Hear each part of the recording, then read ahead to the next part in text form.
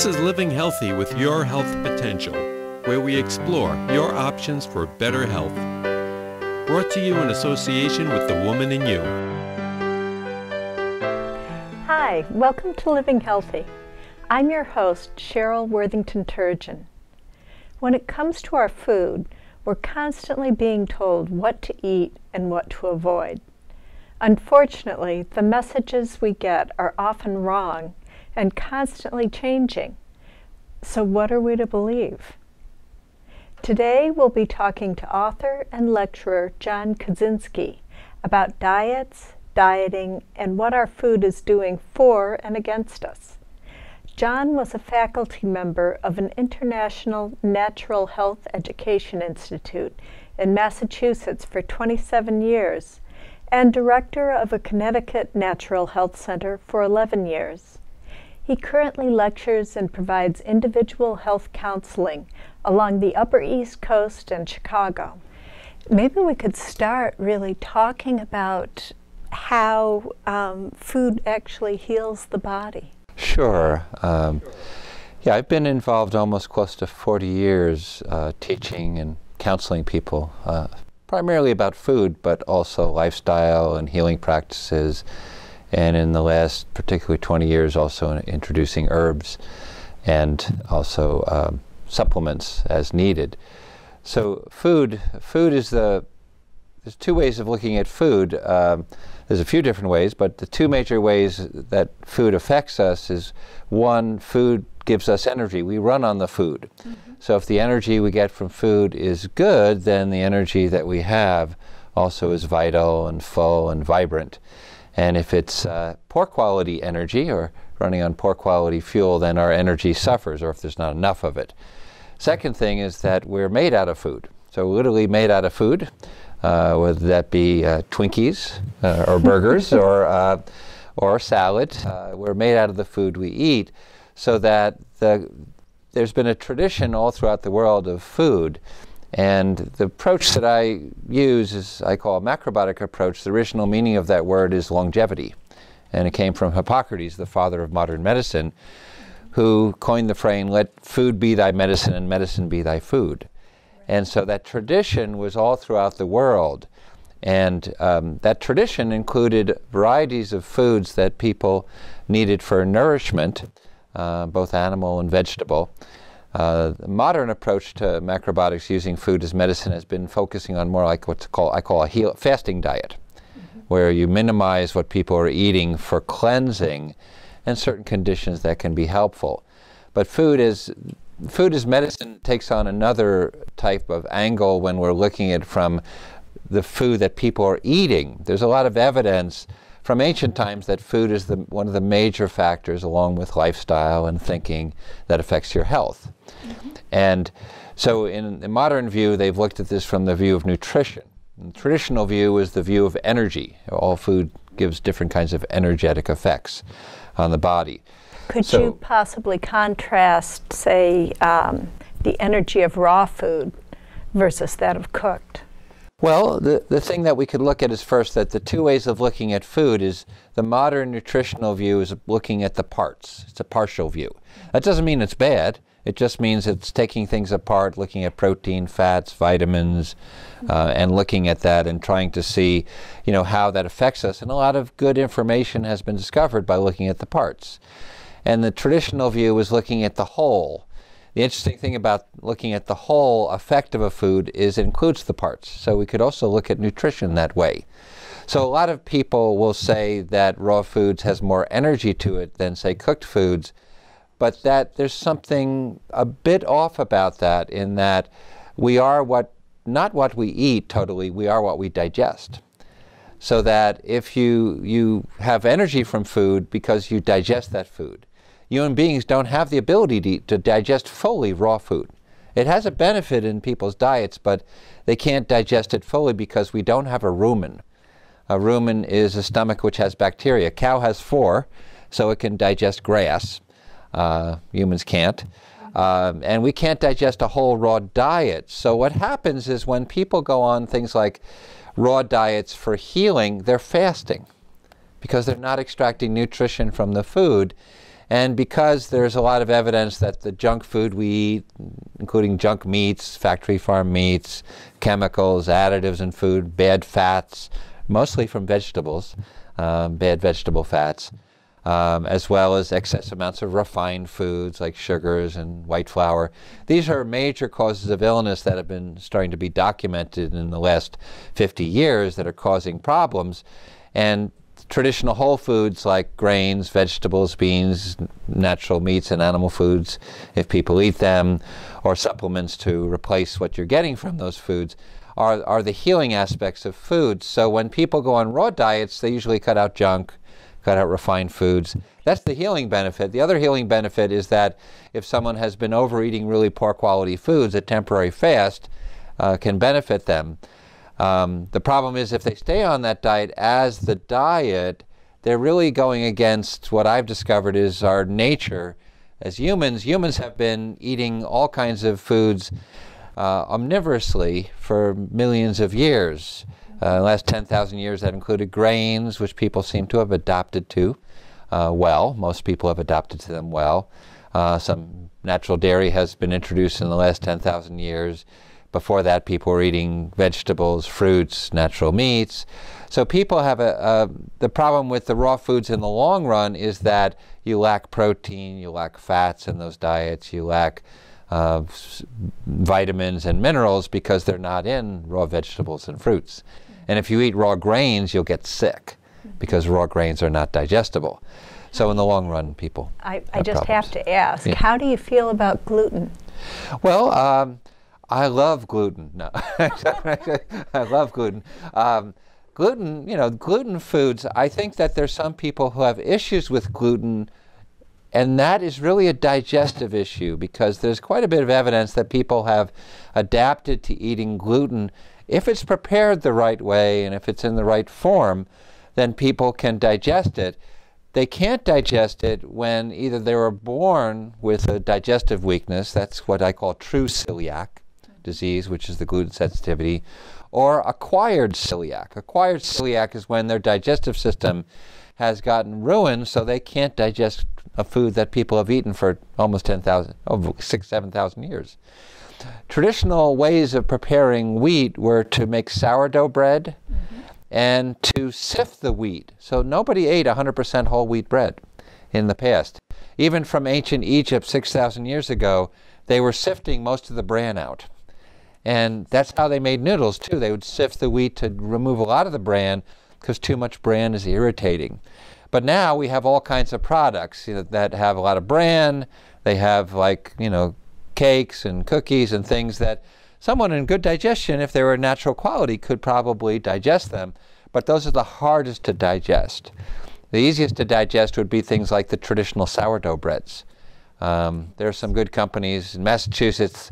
In my neck of the woods, there's a really good company that makes sourdough bread in the traditional manner. And that bread, when people have been off gluten for a while, even people who are born with celiac, many of them can eat that bread because it's totally digested. The way they make sourdough bread traditionally is they let the bread sit with the wild yeast for 24 hours. Now they make yeasted bread, they let it sit for an hour. So you can see there's all kinds of problems with the way we make bread today. So I think there is a gluten issue that people have to stay off it, but often the cure is digestion, helping their digestion, and secondarily, I've been studying the last year's metabolism, because the digestive system is low and the metabolism is low. So things that knock down the metabolism is low-calorie dieting, not eating enough calories, eating certain kinds of foods like some of the health foods that are high in these omega-6 polyunsaturated fats. There's evidence they knock the metabolism down. Eating a lot of junk food knocks your metabolism down because of chemicals, additives, preservatives. And then also stress. All kinds of stresses knock your metabolism down, including lack of sleep. Okay. So, there's a few different ways to approach to restore digestion. One of them is eating food that's easier to digest. So, like for instance, when people have digestive issues, I tell them to limit their raw foods and to learn how to properly cook whole grains by fermentation methods, like soaking long time, like 12 hours, 24 hours, focusing on the whole grains. and making sure that the diet, the rest of the diet, is balanced, either having regular amounts of natural animal foods like meat and fish and chicken, naturally raised, or if someone wanted to be vegan, replacing what's missing from the animal foods with supplements. You can do that. Some people do quite well just replacing what they're getting from animal foods with supplements if they want to be purely vegan or vegetarian. But I would imagine, again, the digestive system must be working well enough to absorb that from the supplements. Well, the thing about that, supplements are pretty easy to absorb, and sometimes I recommend supplements made from whole foods and sometimes not, depending on the person. And supplements, there are some supplements that can benefit people a long time and some a short time. Supplements are pretty easy to digest, but sometimes people need digestive aids for that too. And some supplements are short-term, like 3 to 6 months to restore health, and some may be helpful longer, longer term. Because we're exposed to a lot of stresses in modern society today, so we lose a lot of nutrients. Yeah. So I used to recommend only foods, but then I discovered after doing a lot of study and seeing lots of people who could benefit that there's a use of supplements because modern living has stresses. So you use up like B vitamins and vitamin C and other things that you need to replace, especially if you live in a polluted environment. Yes, which most of us do. So what are some of the ways that we can understand food for healing purposes? So when we could understand food for healing purposes by looking at, first of all, looking at what I call the energetics of food, and looking at what I call the energetics of person. So one of the things I studied many, many years is methods of Oriental diagnosis. And these methods include ways that you could tell the function of the organs by looking at the face, the hands, the feet, how people are acting or moving. You can tell how the body is functioning. And then you can tell what kind of imbalance they have that food can help, or herbs or supplements. So, for instance, if someone has eaten lots of sugar or taken lots of drugs or alcohol or medicines, or someone's been on a very severe extreme diet, that might be a low-carb diet. After a while, low-carb diets can help people temporarily, but after a while the body seems to need carbs. And many people who are teaching paleo diets are now recognizing that people do need carbs. They're starting to add in starches and carbs into paleo diets in the last years.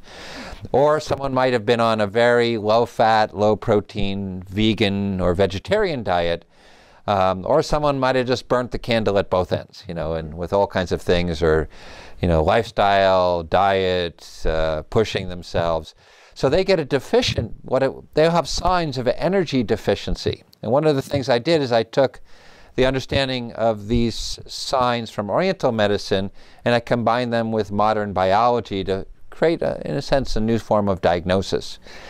And so that when you look at certain parts of the body, you can tell the body is depleted. For instance, under the eyes, you can see a purple color, where this purple color shows a person has been in stress mode a long time. And many have signs of deficient energy of the whole body function. Maybe they'll have digestive distress. That's a sign of deficiency. Or maybe they'll have circulatory problems. Or maybe they'll have fatigue. Or maybe colon problems. All these are related to deficient energy in the body.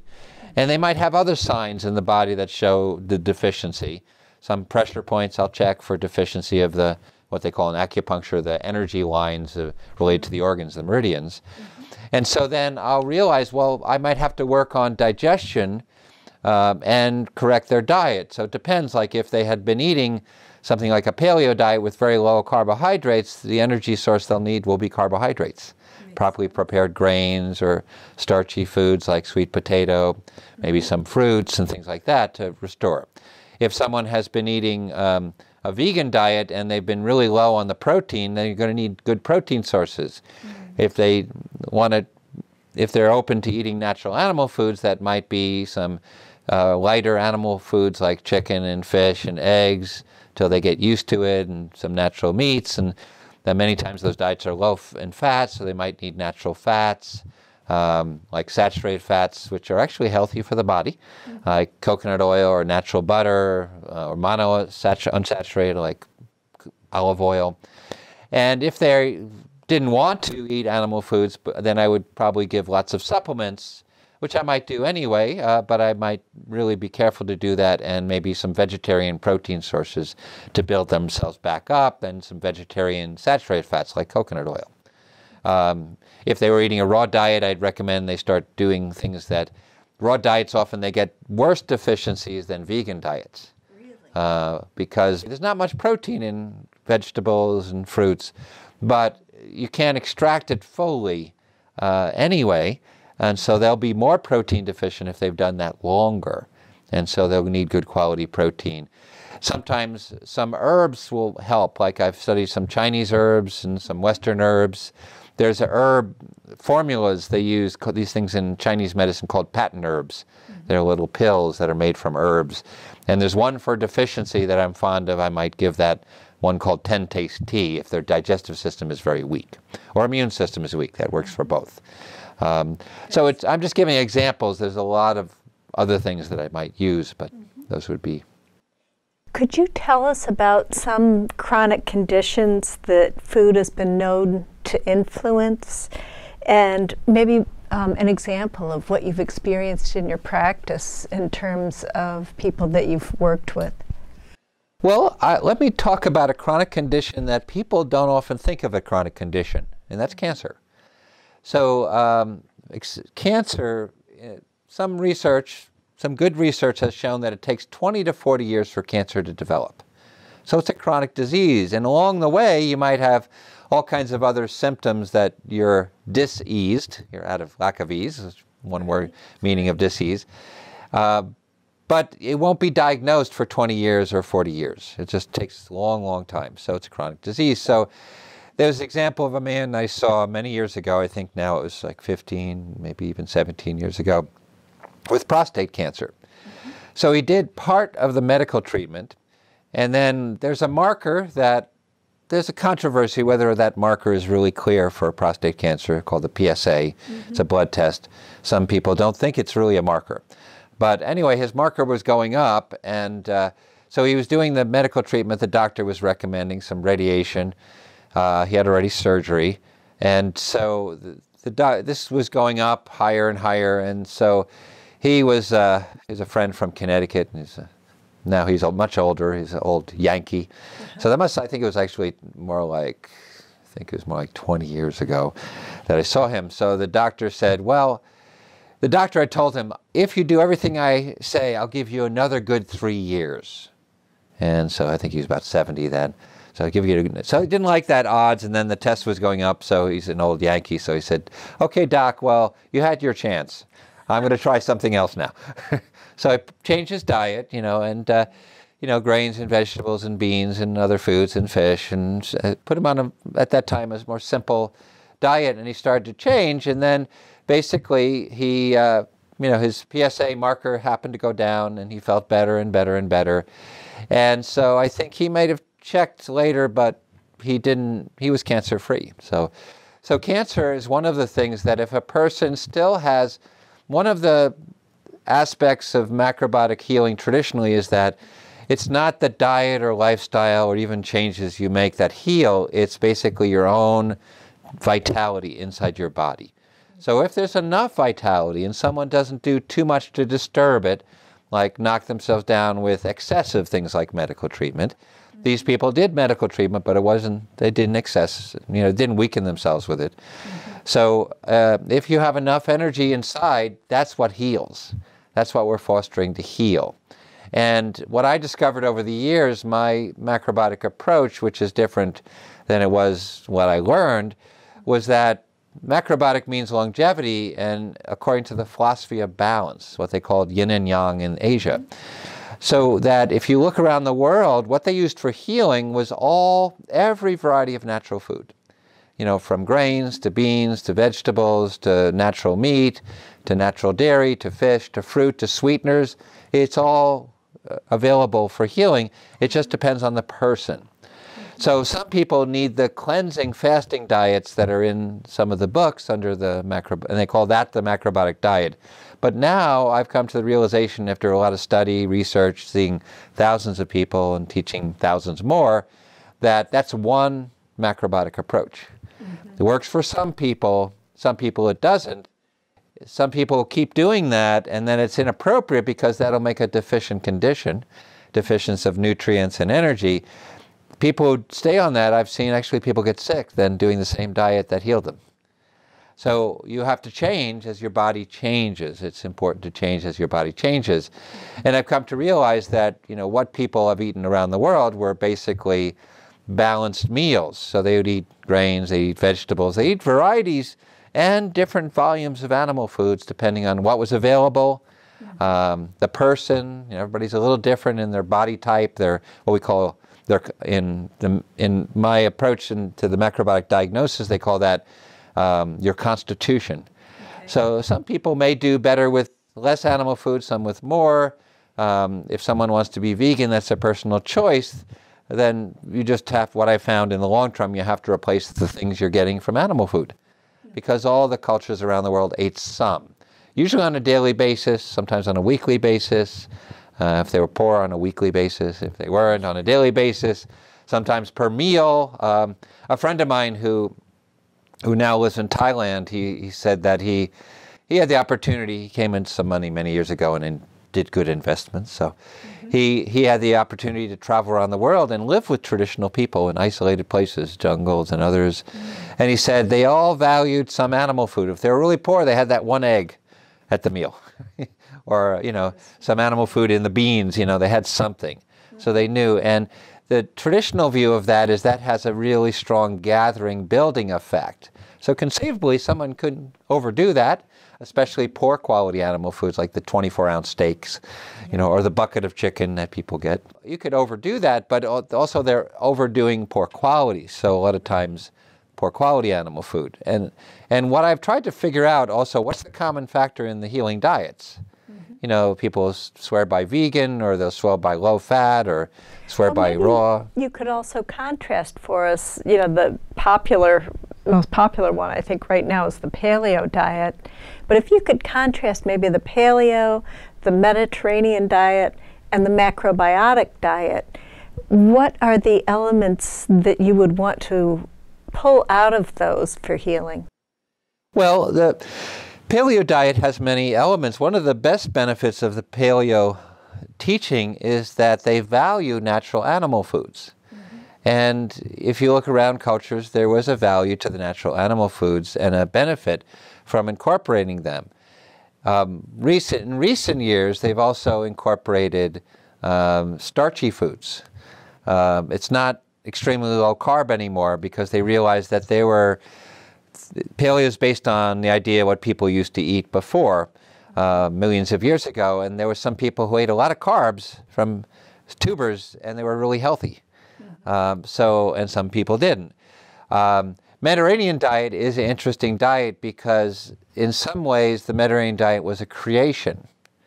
And so the modern Mediterranean diet is different than the traditional Mediterranean diet.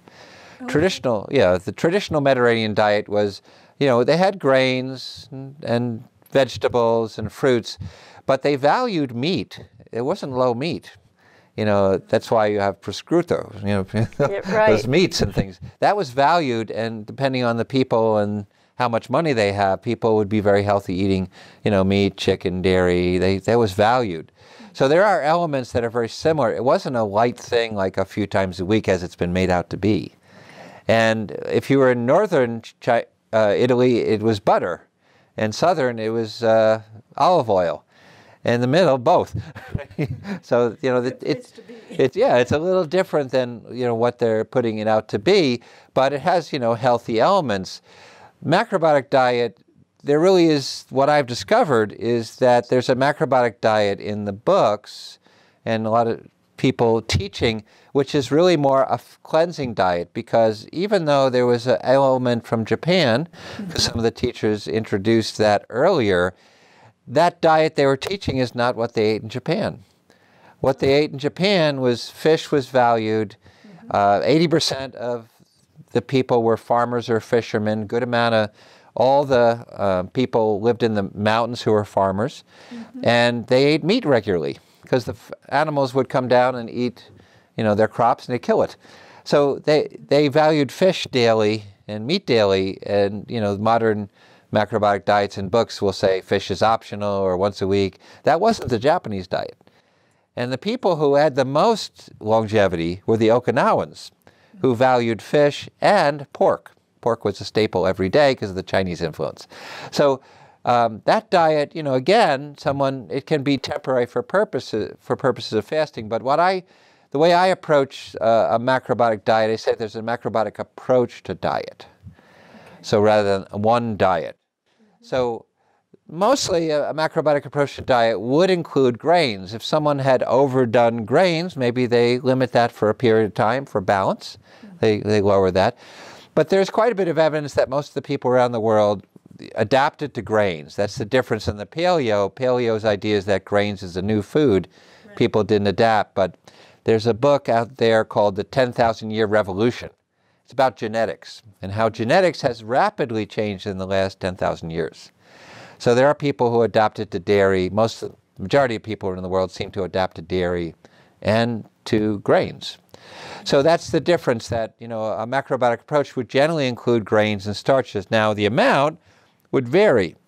Mm-hmm. Grains are energizing food. A small person is going to eat less concentrated calories than a larger person.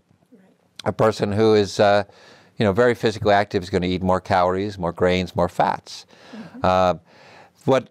I've also the macrobiotic approach by looking at traditional people and studying modern nutrition, especially more advanced nutrition. I came to the realization that saturated fats are more important than unsaturated fats. And the demonization of saturated fats, I think now in Time magazine, a new article came out about that, and there's a new book, called The Big Fat Surprise, I think it's called, that just about how there was a big mistake in demonizing saturated fats. Yes.